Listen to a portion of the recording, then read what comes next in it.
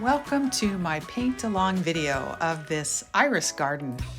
This is a fun little watercolor sketch to give you an intro to the wonders of watercolor. First of all, I'm framing everything around with a background color. Now you can see in the picture that it's really dark blue. And you can make the choice you want. You can be really light, a light background, but at this point I'm just laying in light wash of blue and letting a little bit of the purples, little reds mixed with the blue, let that just kind of blend in with that as I go. And so as I go from left to right, it will dry the parts that I've done last. I want to keep that edge wet so that it blends in as I go along. So you don't see too many hard lines. You want it to just be kind of a soft background that doesn't have too many hard lines at all. As you can see, I'm just kind of touching that to make sure that's wet enough and dropping in other colors as I go. But I'm framing around the leaves and the iris, the top part of it. Not doing too much at the bottom at this point. Just framing around it.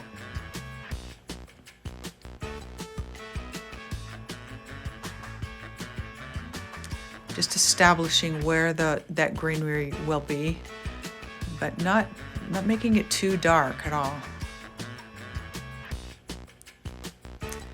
Like you say, if you want to, you can just leave it a light color. I went over this even 2 or 3 times to give it a really dark background, but it can be either way. So you can see I've used a little bit more blue in some areas, a little bit more purplish color in areas, just to give it some interest.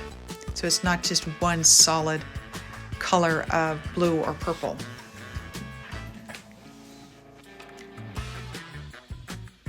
Just keeping that wet in the area that I'm working. I want that area to stay wet so I don't get any hard, dry edges.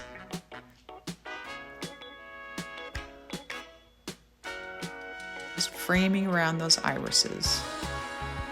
Make those irises stand out. The background is incidental and yet it's important. The background can make or break your whole painting. But you don't want it to come forward. You want it to stay back. You want the center of interest to be those flowers, those irises, and the greenery. And the background will help that either come forward or not.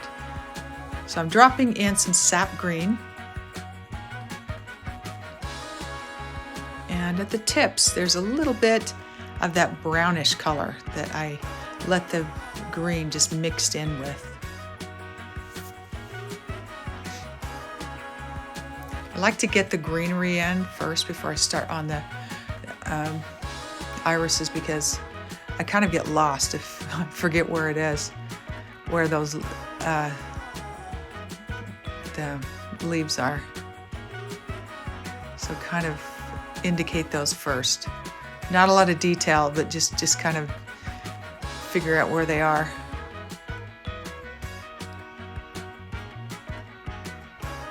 I have a tendency to do the background when I should be doing the stem.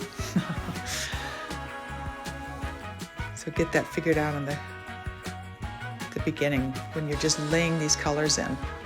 Again, with the greens, you blend in some of the burnt sienna with the green to give it some warms and cools, just to give it some interest, because you're using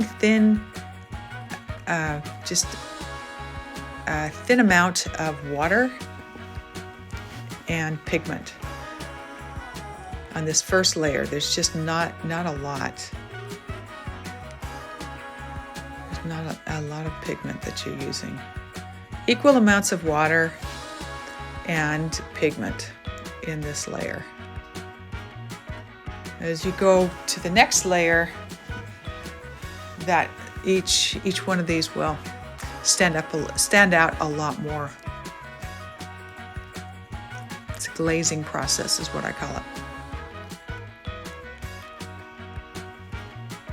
Just keep getting those leaves in. Blending it with other darker colors. You can, if you feel like you've got it too dark, just wipe off your brush, clean it really well, and just scrub it a little bit and lift off some of the pigment if you feel like it's too thick. There's really a lot you can do with watercolor to fix things. Okay, so while that's drying, I'm going back around the shapes of these stems. And this is the second layer of that blue background, the second layer. So as you can see how dark that is as you glaze the second layer. It starts to really stand out. Now this doesn't mean that you have to have everything completely that dark. I kind of go around each of the shapes and then blend it in with the background. When I say blend it in, that means I will just soften the edge for it to kind of blend into the background.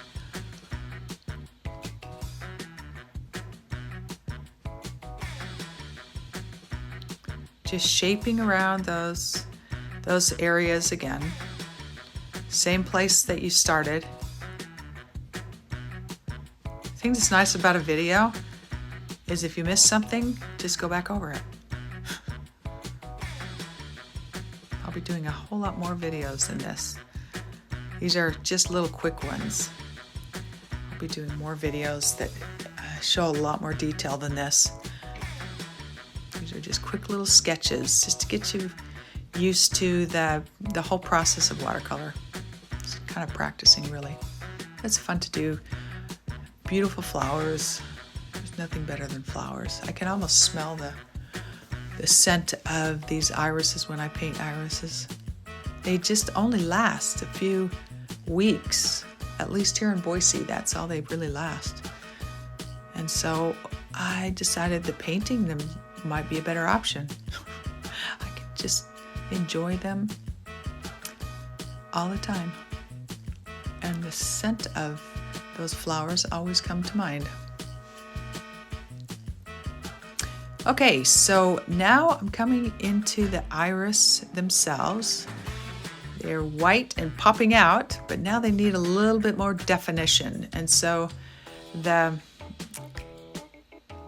subtle colors of pinks and purples, but a lot of it is line work. This yellow that I'm dropping in is that yellow that really stands out on an iris. And once that's dry, I come back over that yellow with some orange, just mixed with red, just to make that a little bit more vibrant. And then the line work of the iris itself. Just get some of that pinkish in there. And as you can see, I've left some light around the edges for that to really stand out.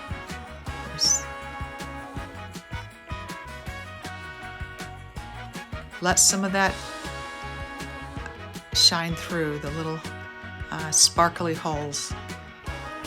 I do that with a lot of my paintings. It's just let it sparkle on those first layers.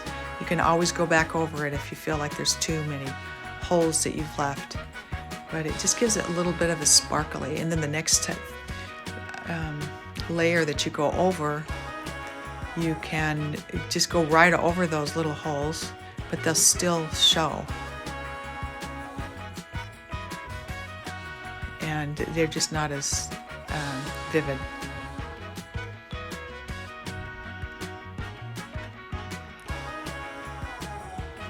Just that line work.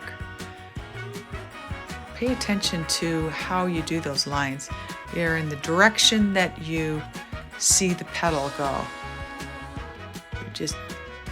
It's like you're feeling that petal with your finger, and you feel it in the direction that the petal kind of lays. You do the same thing with the tip of your brush.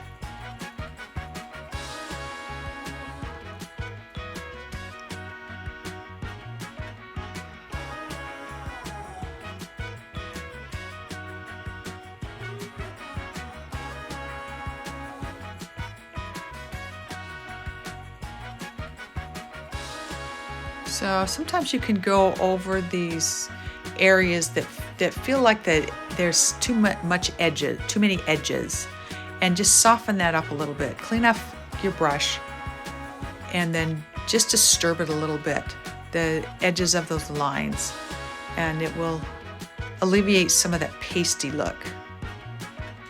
It's nice to have good hard edges in some areas and soft edges. Give some variation. It helps it takes away that pasted on look.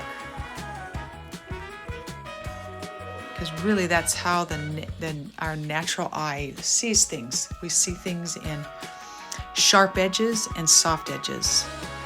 It's just what makes things interesting, part of it. So pay attention to the dark areas that will make those light areas pop out, how the edges of those petals are.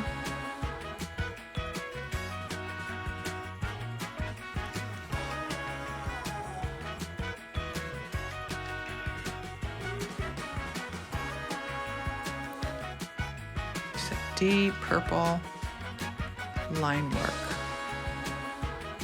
That's a lot of what this is just a lot of line work.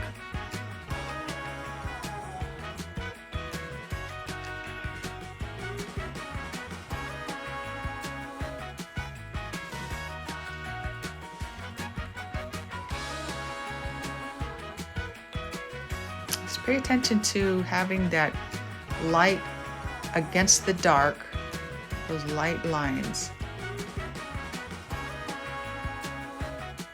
And you can soften some of those edges a little bit if it looks like there's too much light against the dark.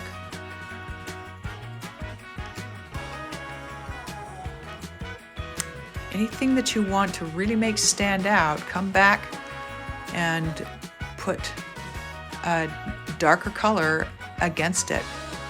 That background is what helps things pop out.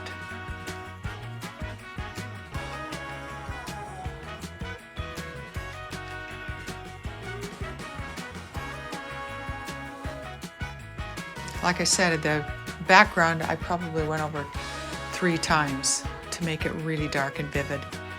But it's really up to you. You can have more of an atmospheric style to it that is a little lighter, just as long as you have a good shape around it to make it stand out, because that's the job of the background in this piece.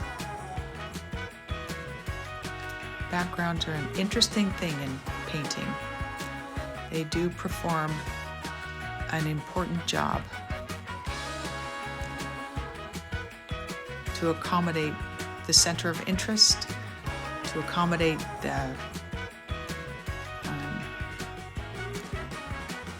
really what we're looking at. And yet the background has its own design work. It's not just a slap down area of color. There's some design in it. So it's not to be taken for granted.